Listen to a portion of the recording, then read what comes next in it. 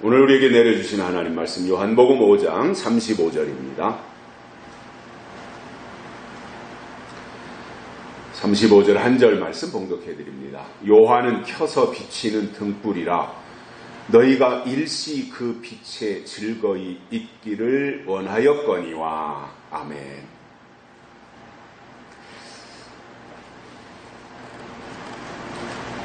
사람들이 인정을 하든 안 하든 새로운 세상, 새로운 시대가 우리 앞에 점점 다가오고 있습니다.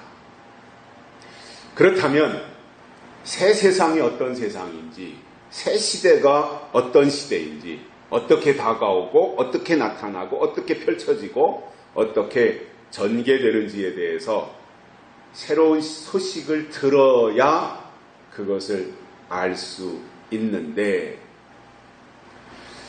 그 과정에서 기존의 세상은 물러가고 사명을 다했으니까 사명을 다한 거는 떠나는 거잖아요. 기존의 세상은 이제 물러가고 새로운 세상이 다가오는, 그래서 기존의 질서는 떠나고 새로운 질서가 임하는 그 과정을 과도기다 이렇게 말하고요. 그것을 교회에서는 환난기다 이렇게 부르고, 또 다른 용어로는 그것이 바로 어둠의 시기이다 이렇게 말을 하는 것입니다. 그러면 환난은 곧 어둠이다 이렇게 등식이 성립이 되잖아요. 그리고 그것이 바로 과도기다, 또 다른 표현으로는 말세다, 이러한 용어가 이제 등장이 되는 것이지요. 그러면 밤에 어두운 것이야 뭐가 문제가 되겠어요? 어두울 때 어두운 거야 뭐 문제가 되겠어요? 문제는 어둡지 말아야 할 때 어두워지는 것이 문제라는 거예요. 또 밤에 어두운 것은 당연한 것이지만 밤이 아닌 때에도 어두워지는 것, 또 세상이 어두워지는 것에 대해서야 놀랄 일이 아니지만 교회가 어두워진다면 그것은 심각한 문제가 된다는 것입니다. 뿐만 아니라 세상 사람들이 어둠에 사로잡혀 있는 것은 세상 사람이니까 아무것도 모르니까 그럴 수 있지라고 말할 수 있지만, 하나님을 믿는다고 하는 신앙인들이 하나님과 시대에 대해서 어둡다면 그것은 심각하다 그 말입니다. 그래서 마지막 때 신앙은요, 영이 어두워지지 말아야 그것이 하나님께 소속을 둔 사람의 증거입니다. 영이 어두워지지 말아야 돼요. 그러기 위해서 필요한 것이 등불과 기름인데, 이 중에서 기름에 대해서는 여러 차례 설명을 했기 때문에 오늘은 이 등불에 대한 말씀을 드리려고 합니다.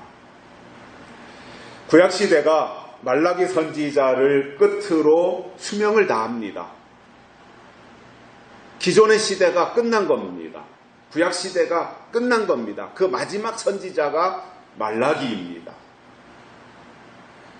그리고 예수님이 초림하실 때까지, 말라기 선지자로 구약이 끝나고 예수님이 초림하실 때까지 그 기간이 400년이에요. 즉 선지자 시대가 끝나고 이제 드디어 새 시대, 예수님으로 인해서 시작되는 새로운 시대가 밝아올 때까지 기간이 400년이라고 하는 세월이 흘렀던 거예요. 그 시기를 신학적으로 암흑기다 이렇게 말합니다. 어두움의 시기였다 이거지요. 왜냐하면 그 기간 동안 하나님이 선지자들을 보내지 않으셨어요. 선지자를 보내지 아니하니까 하나님의 말씀, 즉 예언의 말씀이 하나님의 백성들 이스라엘에게 공급되지 않았던 겁니다. 그러다 보니 시대적으로나 영적으로 어두운 밤이었습니다. 자, 이러한 역사적인 사실 앞에서 우리가 생각할 것이 있습니다. 그게 뭐냐면 구약의 끝은 신약의 시작이잖아요. 그러면 구약이 끝날 때가 있었다는 말이에요. 이미 우리는 그것을 역사적인 사실을 통해서 알고 있어요. 성경을 통해서 알고 있어요. 그리고 신약으로 넘어와서 신약 시대를 쭉 살아왔고 지금은 우리가 2019년도 8월 첫 번째 주일이라고 하는 이 시점을 우리가 통과하고 있는 거죠. 그러면 구약이 끝나고 신약이 시작됐고 그리고 신약이 유지되어서 지금 마지막 시점까지 우리가 왔어요. 그러한 것을 우리가 성경을 통해서 깨달을 수 있는 것이 뭐냐면 신약으로 예수님이 오심으로 초림하심으로 시작되어진 신약도 끝이 있다라는 거잖아요. 끝나는 날이 있다. 그러면 신약의 시대가 끝나고 하나님의 계획 속에 있는 새로운 시대가 온다는 것을 우리가 성경을 통해서 알 수 있는데 그렇다면 하나님이 정하신 신약의 수명이 다하고 예수님이 재림하실 시간이 점점점 가까워지면 구약이 끝날 때와 마찬가지로 교회가 영적으로 어두워지는 암흑기가 있다라는 겁니다. 이것을 다니엘서는 7년 대환란이라고 하고 우리식으로 표현하면 대환란, 전 3년 반, 후 3년 반, 황충이와 마병대 이러한 표현을 우리가 사용을 하고 있습니다. 자, 이러한 것들이 우리가 역사를 공부하는 이유가 됩니다. 역사를 무시하고 역사를 외면하고 현재를 볼 수 없어요. 그리고 역사를 부정하고 미래를 예측하지 못하는 거예요. 왜냐? 역사는 반복되기 때문에.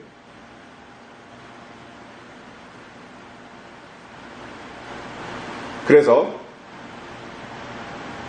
저희 아버지께서는 이러한 부분들에 대해서 설명을 하시면서 시작은 끝이고 끝은 곧 또 다른 시작이다. 그래서 시작과 끝은 언제나 같다. 동일한 위치에 있는 것이다. 이렇게 말씀하시는 것을 설교를 통해서나 또 말씀하시는 그러한 내용 속에서 수시로 들을 수가 있었습니다. 자, 그러면 어둡다고 하는 것은 빛이 없다는 말이잖아요. 빛이 있으면 어둠이 없는 거잖아요. 어두움은 빛이 없는 상태예요. 그러니까 어두워질 때 같이 어두워진다고 하는 것은 믿음이 아니라는 거예요. 즉 빛이 없는 상태라는 거예요. 성경은 하나님이 빛이시고 예수님이 빛이시고 성령이 빛이시다 이렇게 말씀하잖아요. 그렇기 때문에 어두워질 때, 아니 어두워질수록 희미하게라도 등불을 밝혀서 빛을 발하는 것이 하나님의 사람들의 모습이어야 된다는 거예요. 또 한 가지는 개인적으로는 시대가 바뀔 때 아무것도 모른 채 눈먼 장님처럼 그렇게 살 것이 아니라 미리 다가오는 세상에 대해서 눈을 뜨고 그리고 그것을 볼 수 있는 영안이 열려야 어둠에 사로잡히지 않게 된다 그 말입니다.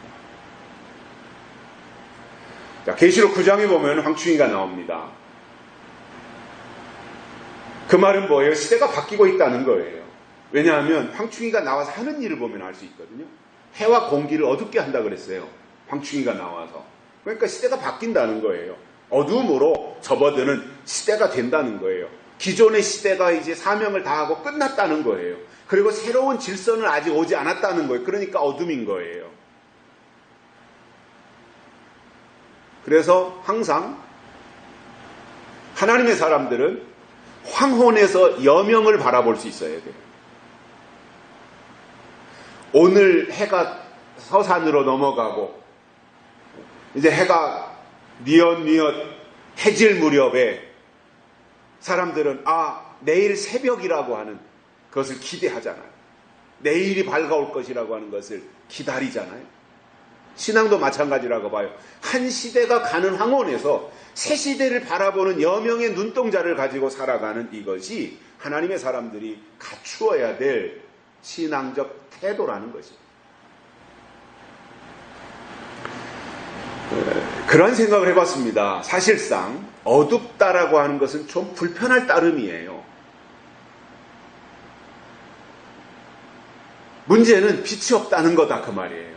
빛이 없는 게 문제지 어둠 자체가 문제가 되는 것은 아니라는 거예요.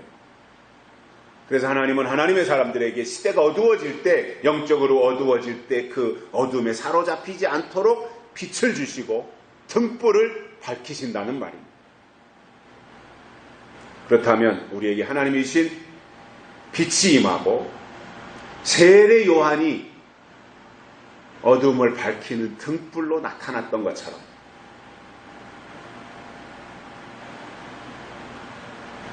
우리들이 또 우리 교회가 등불이 되되 기름이 없는 등불이 아니라 등잔에도 기름이 가득하고 그릇에도 기름을 넉넉히 준비하는 신앙, 또 그러한 교회가 되자 그 말입니다. 그래서 오늘 제목이 세례 요한처럼입니다.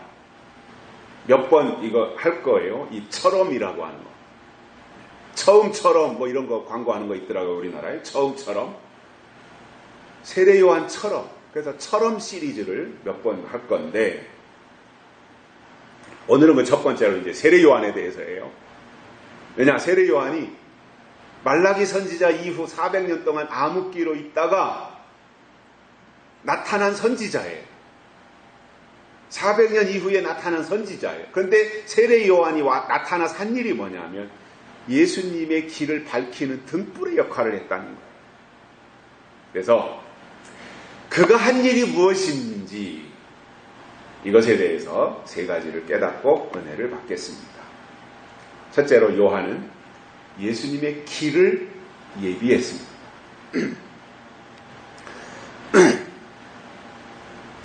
자, 우리가 신약 성경을 보면서 두 명의 요한을 만납니다. 아주 유명한 사람들이죠. 두 명의 요한. 한 명은 세례 요한, 또 다른 한 명은 사도 요한입니다. 세례 요한은 초림 예수님에 대해서 말했다면 사도 요한은 초림 예수님을 말했을 뿐만 아니라 비중을 어디에다 뒀어요? 다시 오시는 예수님에다 비중을 둔 것이 사도 요한이에요. 그리고 12명의 사도들 가운데, 제자들 가운데 가장 늦게까지 살아남아서 밤모섬에서 반드시 속히 될 일 요한계시록을 받아서 보고 기록한 이 산 증인이기도 한 것이 바로 이 사도 요한이에요. 이 두 명의 요한.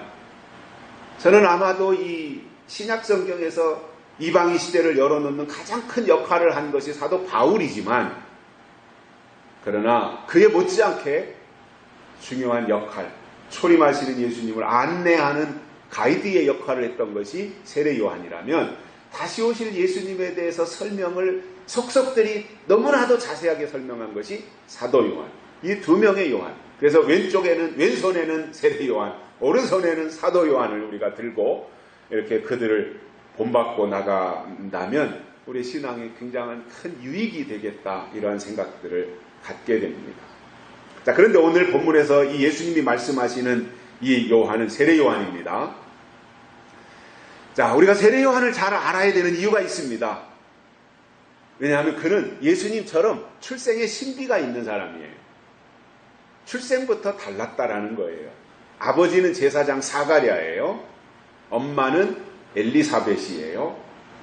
엄마는 이 아론의 그 계통이죠. 아론의 혈통을 가지고 있었던 것이 또 엘리사벳인데, 그들이 나이가 많이 들 때까지 아이를 갖지 못했어요. 임신을 못했던 거지요.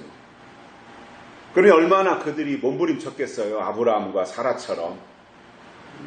제사장 사가랴와 엘리사벳도 똑같은 입장이었지 않겠습니까? 아이를 갖지 못한다고 하는 것 때문에 늘 숨어서 살아야 되고 떳떳하지 못한 모습으로 사람들에게 비춰져야만 했던 그 시대의 시대적 배경들이 그랬지 않겠습니까? 그런데 어느 날 선사 가브리엘이 나타나서 내가 아이를 낳을 것이다. 수태고지라고 하죠. 수태고지를 하는 거예요. 아버지 될 사가랴에게 내가 잉태할 거다. 근데 그 이름을 그가 태어나면 아들이 태어날 텐데 이름을 요한이라 해라. 가브리엘 천사가 다 알려준 거예요. 마치 예수님 잉태할 때 천사가 그 이름을 임마누엘이라 하라 이렇게 하고 잉태할 것을 알려주었던 것처럼 세례 요한의 탄생에도 그러한 신비가 있었던 거예요. 즉 세례 요한은 사람이 낳았지만 하나님에 의해서 태어났다라고 하는 것이 강조되고 있는 부분이더라는 거죠. 하나님이 보내신 사람이라는 거예요. 그리고 예수님보다 6개월 먼저 태어나서 예수님이 오시는 길을 잘 준비했습니다. 차근차근 하나하나 다 준비했고, 그리고 사람들에게 내 뒤에 오시는 분이 누구시냐 이것을 너무나도 분명하게 설명을 했습니다. 뿐만 아니라 죄사함의 회개를 드디어 말한 것이 세례 요한이에요. 죄사함의 회개, 죄사함의 세례, 죄사함을 받는 회개의 세례를 말한 것이 세례 요한이에요. 대단한 거예요. 그러니까 시대가 바뀌는 것에 대해서 매우 정확하고 암시적으로 그리고 정확하게 전달한 것이 세례 요한이라고 저는 생각을 합니다.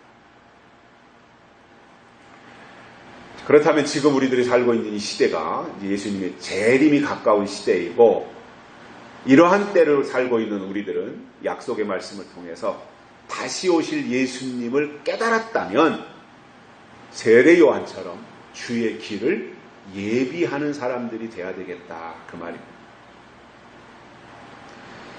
자, 그러면 이 세례 요한을 보면 좀 더 구체적으로 그 마가복음이나 누가복음에서 말하는 세례 요한을 보면, 제사장의 아들이라 그랬잖아요.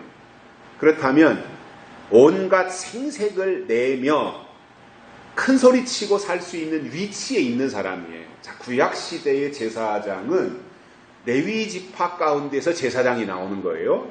레위 지파 사람들 가운데 일부가 제사장이 되는 거예요. 그 혈통을 이어받는 거지요.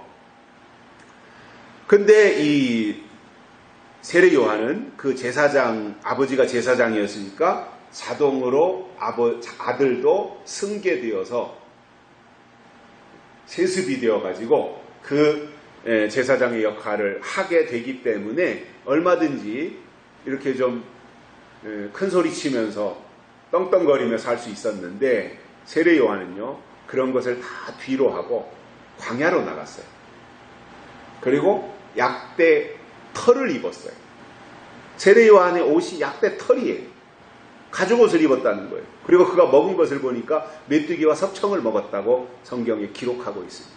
그러면서 그가 옷을 그렇게 입고 먹는 것을 그렇게 먹고 그가 한 말이 뭐냐, 내 뒤에 오실 분이 누구냐, 이것을 소개했던 겁니다. 근데 일반적인 입장에서, 어떤 상식적인 입장에서 생각해 볼 때 세례 요한의 이런 모습이 오히려 사람들에게 거부감을 주지 않았겠습니까? 사회 통념상 보편적인 행동, 보편적인 모습, 이러한 것을 갖추어야 사람들 속에 파고 들어가기가 쉽잖아요. 뭔가 소통을 해야 되는 거 아니에요. 복음을 전한다, 예수님을 증거한다 그럴 때 사람들과 소통이 돼야 그것이 가능한데, 세례 요한을 보니까 전혀 소통의 모습이 아니라는 거예요. 상식에서 벗어난 모습이에요.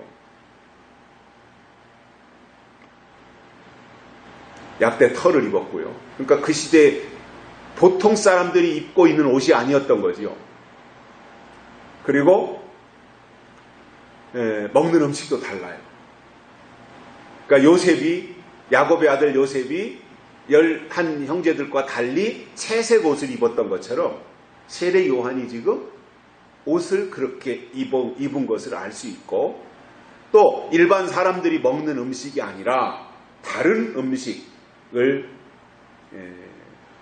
메뚜기와 석청이라고 하는 것으로서 먹은 것이 세례 요한이었습니다. 마치 다니엘이 포로로 잡혀갔을 때 왕의 진미를 다 거절하고 채식만 먹겠다고 했고, 열흘 동안 그랬는데 그의 얼굴이 다른 사람들보다 더 빛나고 돋보였던, 더 이렇게 화사한 모습으로 보여졌던 그 모습을 볼 수 있는 것처럼, 입은 것이 다르고 먹는 것이 다르다라고 하는 것은 그 자체가 하나님께 구별된 사람이다라는 것이었습니다. 그리고 그러한 세례 요한을 통해서 하나님이 하실 일이 달랐다라는 거예요. 세례 요한이 할 일은 다른 그 시대에 다른 제사장들은 있었지 않겠습니까? 그러한 제사장들과는 달랐다라는 거예요. 그래서 주의 길을 예비하기 위해서 하나님께로부터 보내심을 받은 것이 세례 요한이었습니다. 그런 의미에서 마지막 때 하나님의 사람들은 입어야 될 것이 세마포 예복이라고 했습니다. 계시록에서 세마포예요. 그리고 먹어야 될 것은 약속의 말씀인 거예요. 그것을 통해서 아무도 하지 아니하는 다시 오시는 예수님의 길을 예비하고 그리고 담대하게 선포해야 되는 것이 세례 요한의 사명을 받은 우리들의 역할이라는 것입니다. 두 번째로는 요한은 켜서 비치는 등불이다 이렇게 말씀하고 있습니다. 요한을 등불이다 이렇게 오늘 본문에서 소개하고 있습니다.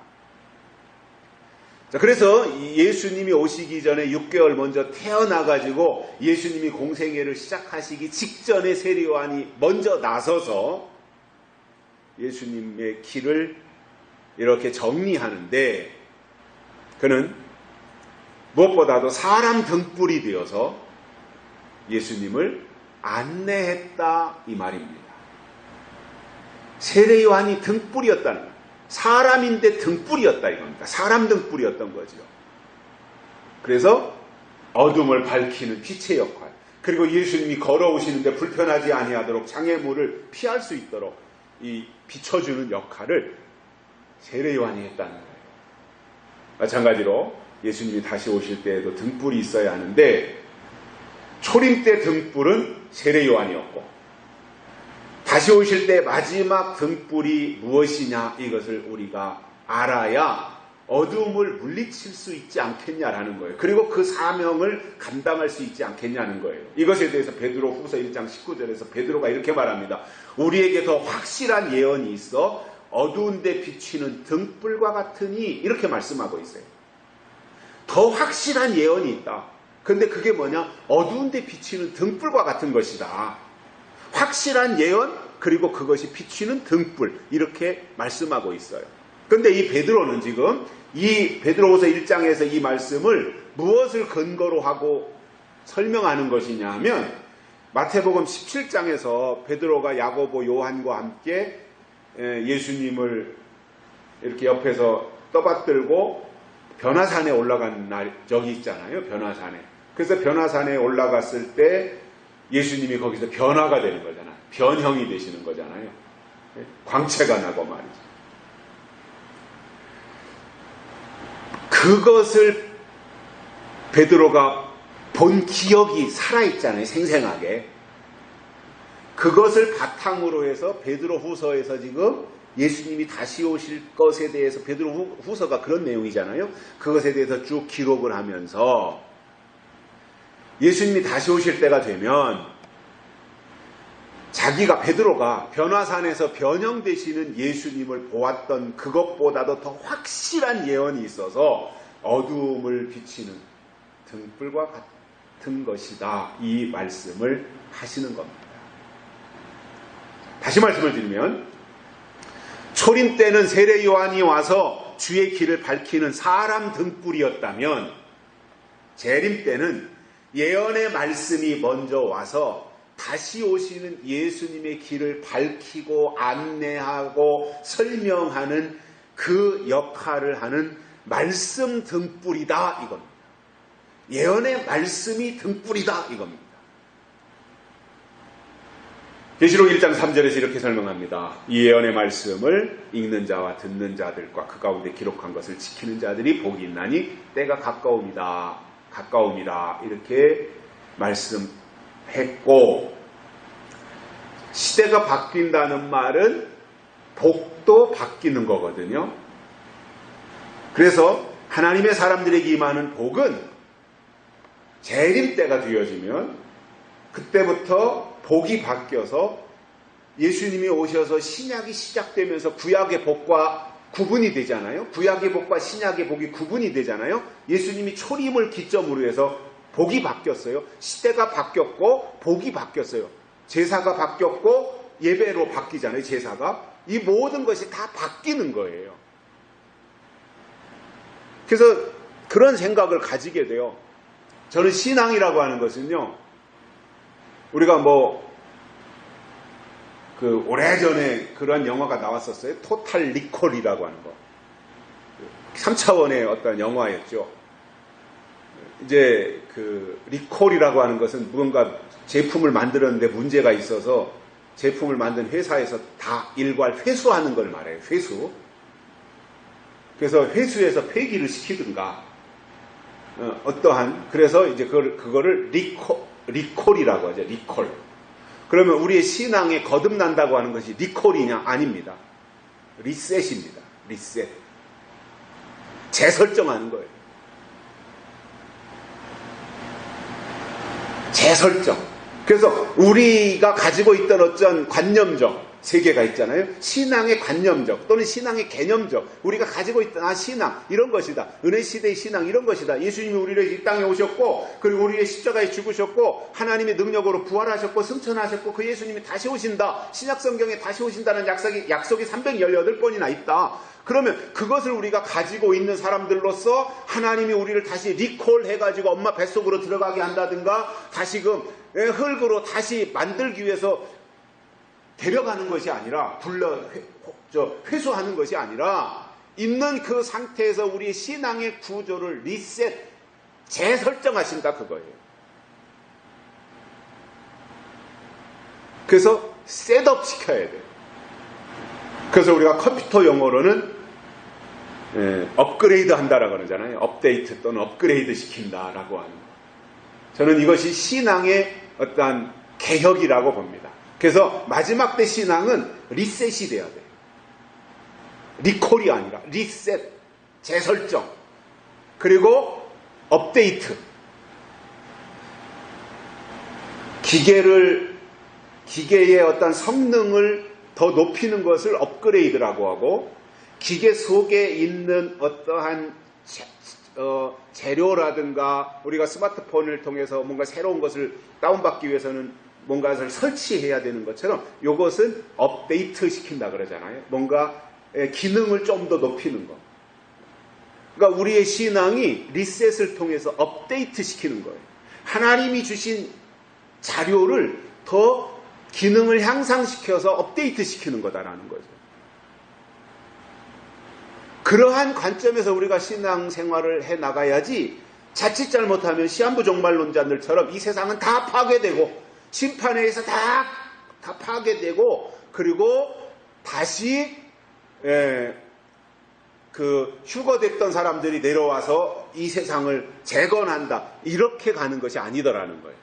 있는 그 모든 상태에서 하나님을 아는 지식으로 리셋시켜 나가는, 업데이트 시켜 나가는 이 방향으로 하나님이 정하고 우리를 이끌고 가는 거예요. 그러니까 그렇다면 이 시대의 교회가 리셋돼야 되고 신앙이 다 리셋돼야 되고 개개인이 하나님과의 관계가 다 리셋되어야 그것이 더 정상적인 관계로 만들어져 나가는 것이다라는 거지요. 그래서 예수님의 초림을 기점으로 해서 구약의 복과 신약의 복이 완전히 가치가 달라졌고 용어 자체가 달라졌고 복의 개념이 달라져서 구약에서의 땅의 복이라면 신약에서는 팔복이 복이었던 것처럼 요한계시록에서도 예수님이 다시 오실 때가 되어지고 계시록이 열리면 복이 바뀌어서 신약에서의 팔복이 복이 아니라 이제는 계시록 1장 3절에서 이 예언의 말씀을 읽고 듣고 지키는 것이 복이다라고 이렇게 복의 개념을 완전히 바꿔주시더라는 거예요. 리셋시켜 주시는 것이라는 거지요. 그래서 마지막 때 하나님이 쓰실 종들에게는 요한계시록의 예언의 말씀을 통해서 복이 임한다는 거예요. 극단적으로 이것을 많은 사람들이 싫어하겠지만 저는 이렇게 설명을 하겠습니다. 요한계시록을 모르면 계시록에서 설명한 복도 없는 거예요. 하나님의 복이라고 하는 것은 달라고 해서 오는 것이 아니라 이렇게 하면 복을 주시겠다고 하는 약속 속으로 들어가면 그 복은 자동으로 임하게 되어 있어요. 이게 성경의 원리이지 않습니까? 그래서 베드로는 어두움을 밝혀주는 확실한 예언은 장차 될 일을 예언한 요한계시록이라고 강조한 것이고, 이 말씀이 예수님이 다시 오실 때 등불이라는 것, 시대를 밝히는 등불이라는 거예요. 영혼을 비추는 등불이라는 거예요. 이것에 대해서 사도 바울은 에베소서 3장 3절에서 이렇게 말합니다. 계시에 관하여 바울은 대강 기록했다, 이렇게 말하고 있어요. 왜냐? 바울은 이방인을 위한 선지자예요. 은혜 시대를 열어놓는, 그래서 은혜 시대에 이방인들에게 복음을 확장시키는 사명이에요. 사도 요한은.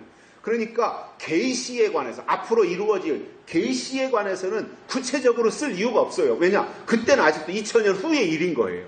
바울에게는 중요한 것은 이방인 시대를 열어놔야 되기 때문에, 그렇다고 해서 계시에 대해서 함구하면 안 되니까 대강 기록한 거예요.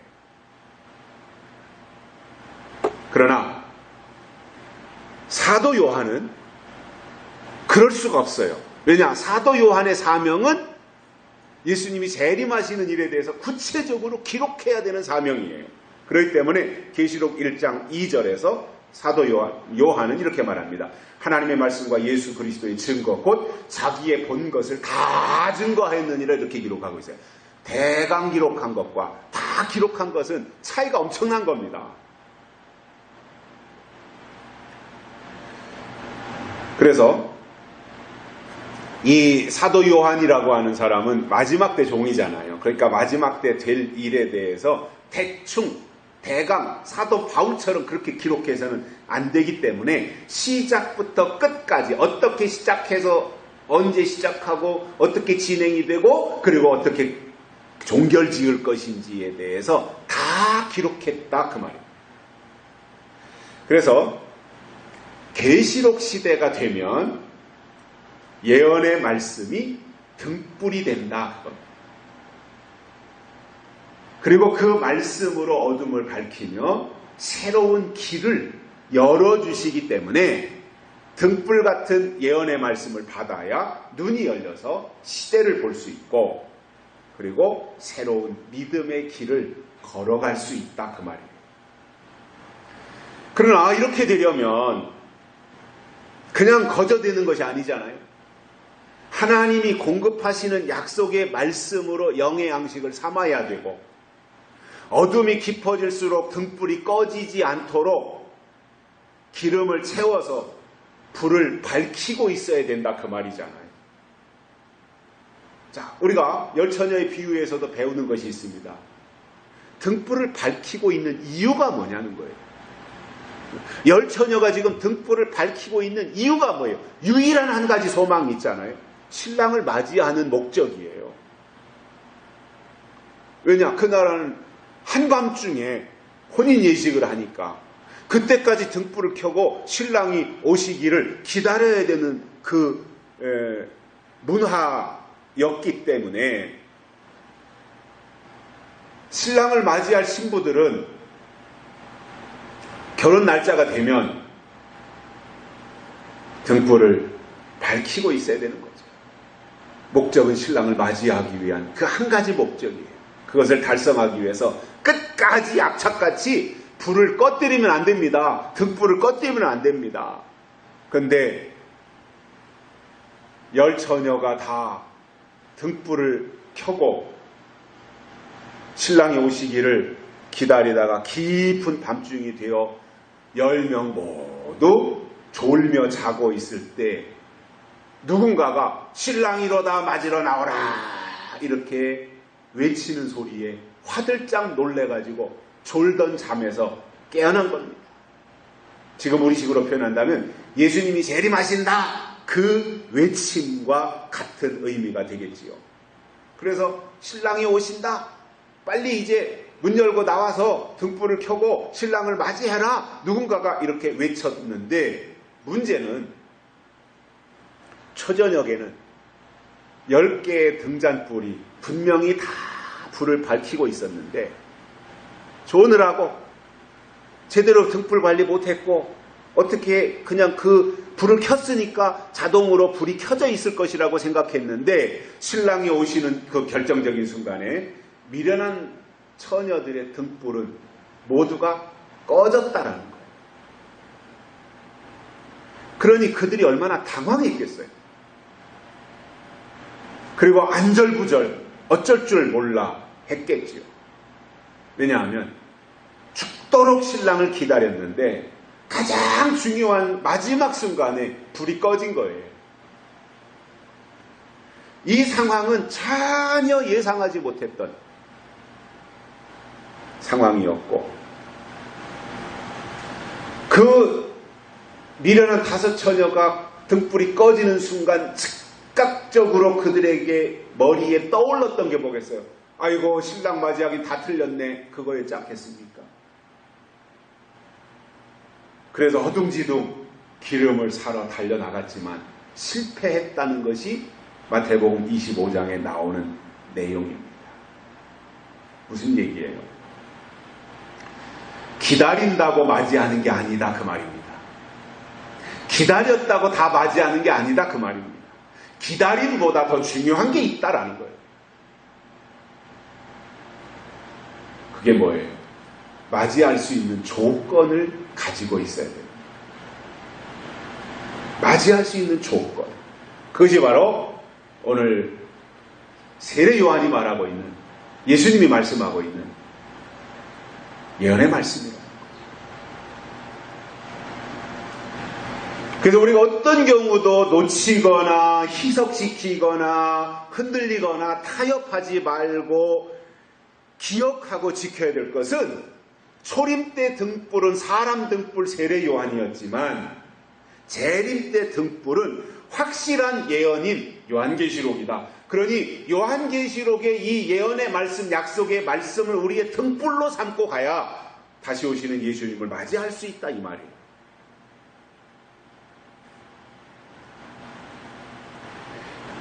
저는 가장 억울했던 사람이, 물론 자기 잘못이지만 가장 억울했던 사람이 미련한 5 처녀들이라고 생각을 해요. 왜냐? 그들은 지식의 부족이에요. 지식이 부족했던 거예요. 열심의 부족이 아닙니다. 지식의 부족이에요. 지금 내가 하고 있는 거, 지금 내가 가지고 있는 거, 지금 내가 지니고 있는 거, 이것만 잘 지키면 신랑을 맞이할 수 있는 것으로 생각을 했던 거예요.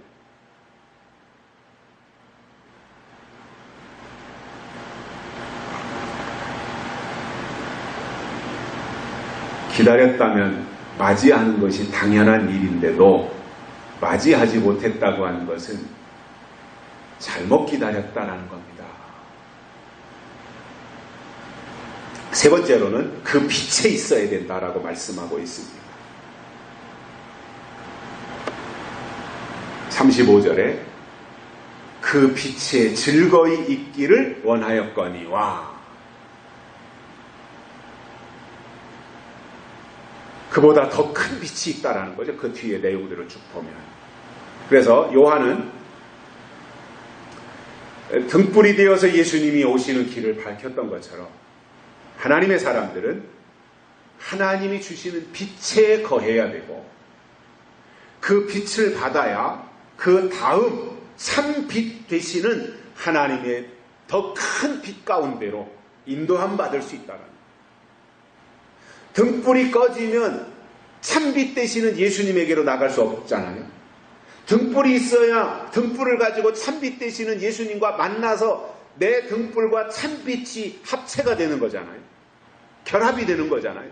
그런데 내 등불이 꺼지니까 참빛 가운데로 나가지 못하게 되더라는 거예요.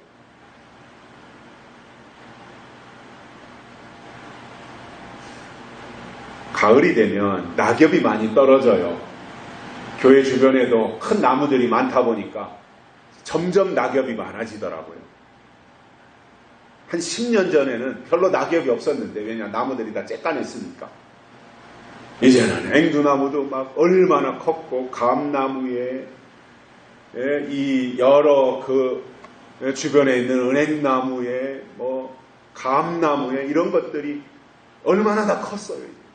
그러다 보니까 낙엽들이 굉장히 많이 떨어져서 말이죠. 바람이 불면 이렇게 수북이 쌓이니까 그것을 이제 다 치워야 되는데, 가을에 한 번씩 빗자루로 이렇게 낙엽을 쓸다 보면 그때마다 목격되는 것이 있습니다. 작은 벌레들이 나뭇잎 거기 속에서 묻혀서 살다가 빗자루질을 하고 그들에게 빛이 비춰지면 잽싸게 도망가서 다시 막 다른 나뭇잎 속으로 파고 들어가는 모습을 보게 됩니다.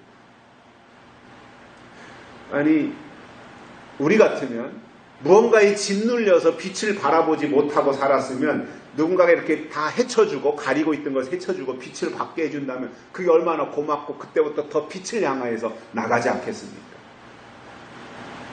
그런데 벌레들은 눅눅하고 어두침침한 그러한 것을 좋아해서 그 속으로 도망가는 것을 보면서, 아, 이놈들은 빛을 싫어하는 놈들이구나, 이러한 생각들을 갖게 됩니다. 가끔씩 TV를 통해서 뉴스를 보다 보면 죄를 지은 사람을 경찰이 붙잡아가지고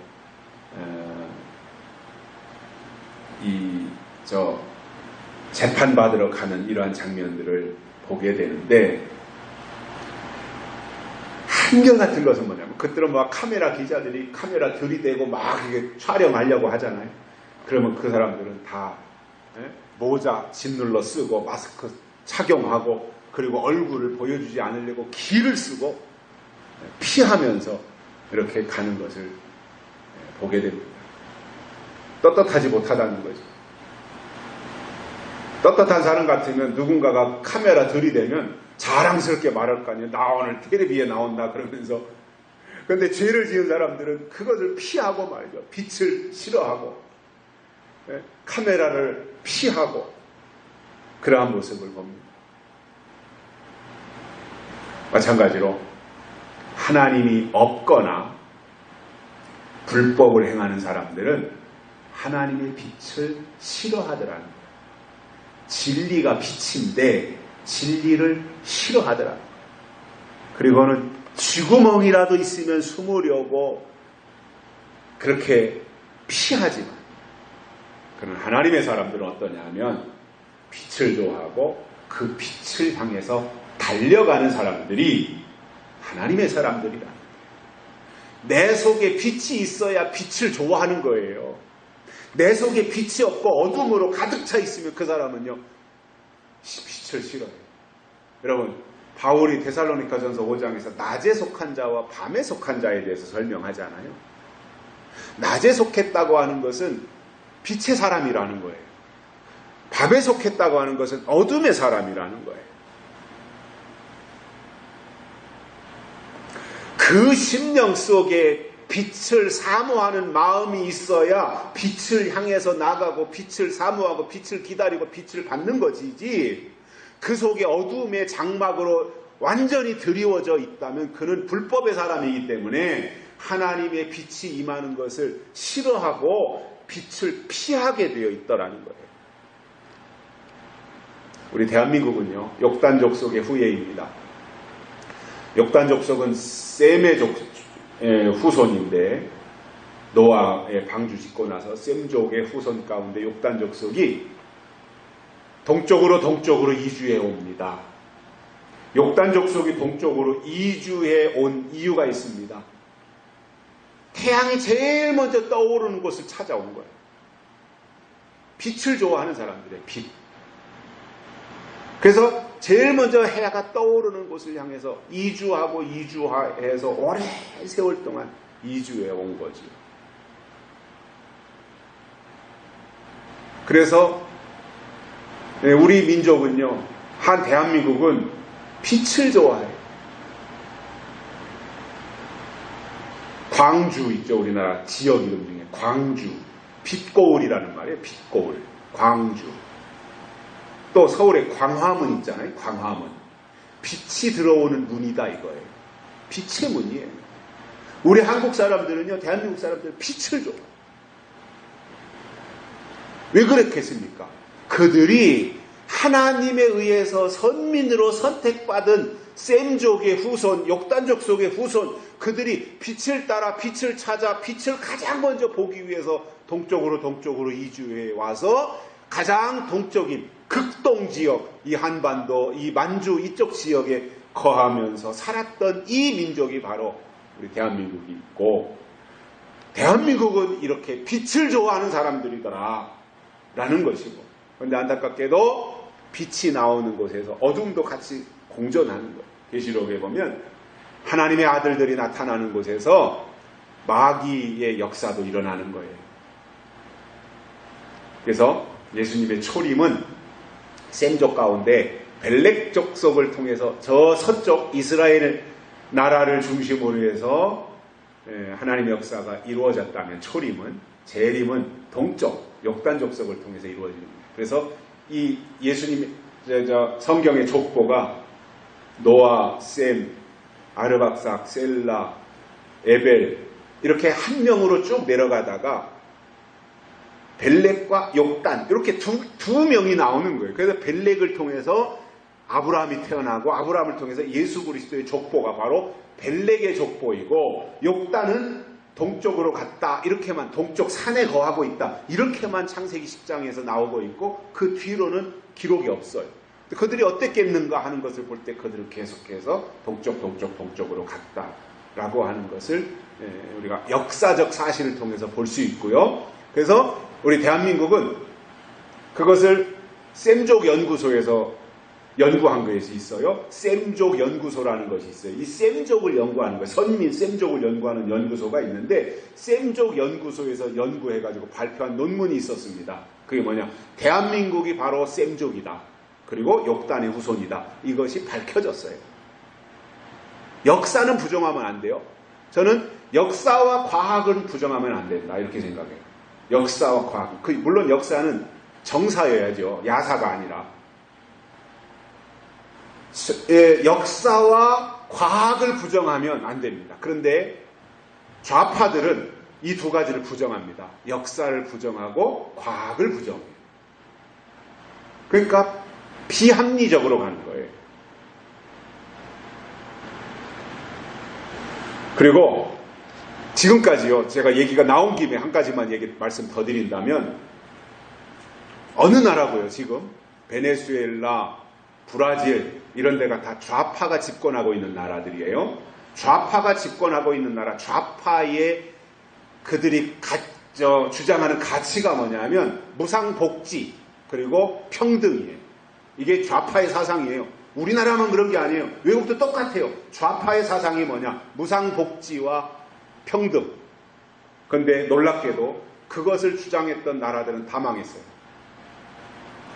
베네수엘라, 터키, 그리고 브라질.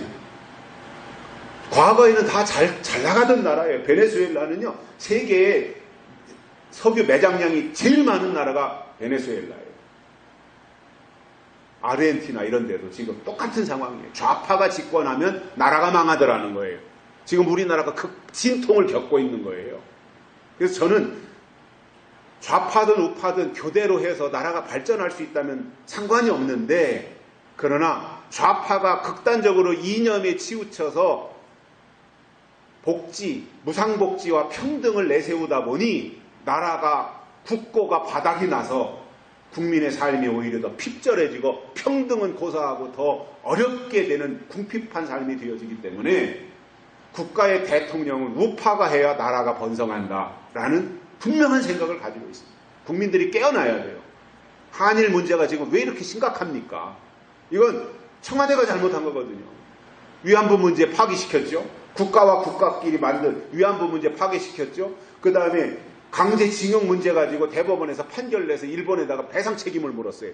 이미 이것은 다 옛날에 다 끝난 얘기예요. 이미 다. 배상 받을 거 다 받았고, 그리고 우리나라가 개인 배상은 우리나라가 해주겠다고 하고 일본하고 합의해서, 일본 그때 전체 나라 예산이 60조인가 될 때 60억 불인가 될 때 30억 불인가를 우리나라가 받아왔어요. 끝난 거예요.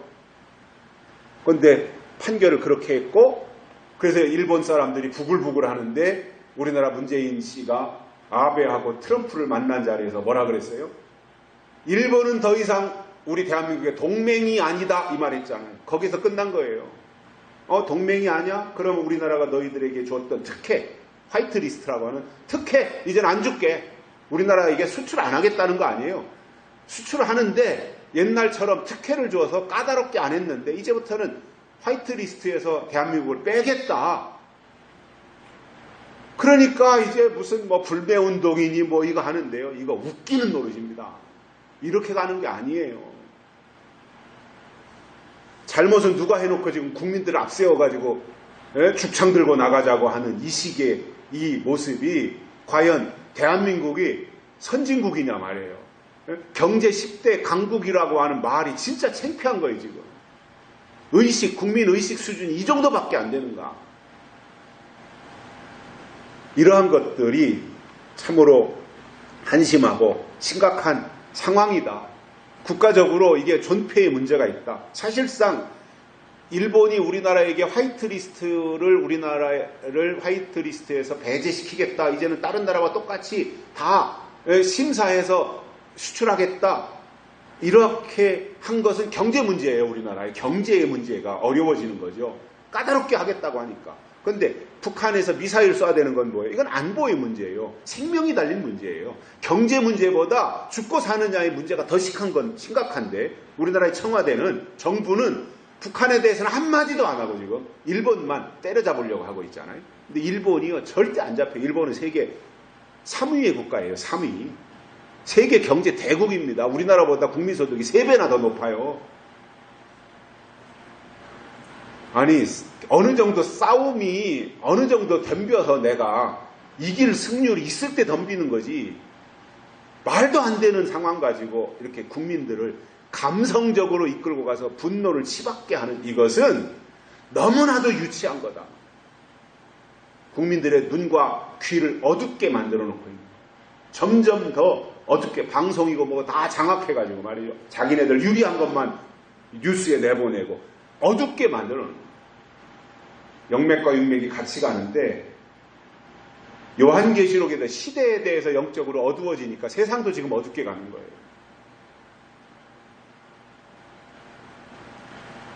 밝아지는 게 정상입니다. 눈을 뜨는 게 정상입니다. 빛을 보는 게 정상입니다. 빛이 있는 게 지극히 정상입니다. 결론적으로 우리는 세례 요한처럼요. 예수님이 다시 오신다고 하는 것을 성경대로 알고 거기에 맞는 준비를 해서 주의 길을 예비하고 그리고 등불을 비추는 역할을 해야 되는데 이 시대의 등불이 요한계시록이다. 예언의 말씀이다. 라고 하는 것을 아시고 주님 오실 때까지 등불 관리를 철저히 하되 그릇의 기름 준비도 잘해서 세례 요한처럼 쓰임받고 하나님께도 잘했다 칭찬받는 복된 종들이 되시기를 주의 이름으로 축복합니다. 살아계신 하나님 감사합니다. 오늘 예수님께서 주신 이 말씀 통해서 우리가 귀한 하나님의 뜻을 다시 한번 돌아보며 깨달았습니다. 우리가 세례 요한처럼 우리가 마땅히 감당해야 될 역할들을 하나님 앞에서 짊어지고 나아갈 수 있도록 우리를 이끌어 주시고 우리가 땅에서 살지만 하나님의 뜻을 깨달은 사람답게 그 일을 이루어가는 종들이 되도록 축복해 주옵소서. 하나님의 일이 이 땅에 이루어지는 것을 보게 하여 주시고 그런 가운데 여러 가지로 우리 나라가 어수선한 가운데 있지만 하나님이 택하신 선민 욕단 족속인 것을 우리가 알고 하나님의 일이 나타나고 이루어지는 것을 기대하면서 현재의 처한 여러 가지 현실적 상황을 믿음으로 잘 이겨내고 하나님의 나라가 이 땅에 이루어지는데 그것을 앞장서서 감당해낼 수 있는 귀한 종들 되도록 축복해 주옵소서. 다시 오실 예수님의 이름으로 간절히 기도드리옵나이다. 아멘.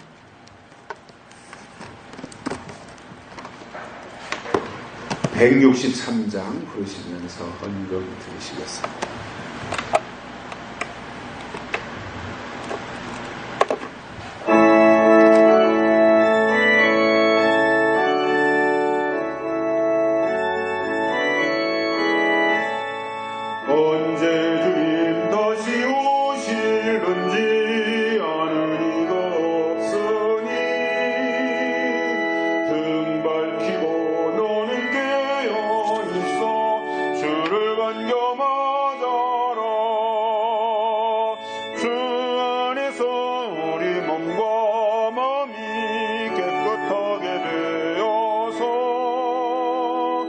주